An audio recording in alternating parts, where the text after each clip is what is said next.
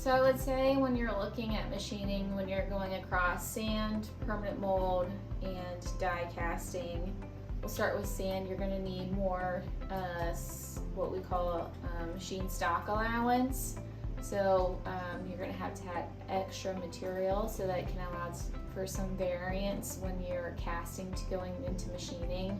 Whereas on the far end, you're looking at die casting, you're going to get probably closest to the shape you want, near net shape on a casting. So you can almost go with almost minimum to no machining on a die casting, depending upon what the part looks like.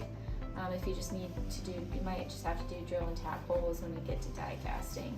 But there is one caveat, and that's the size restriction when it comes to sand versus die casting.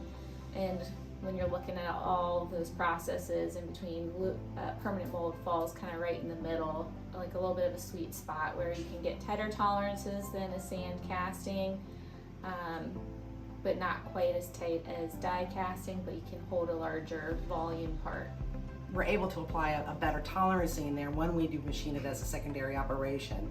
For machining from billet, you're going to be limited on the size of the ingot or the size of the billet that you purchase, and then also the footprint of the machine.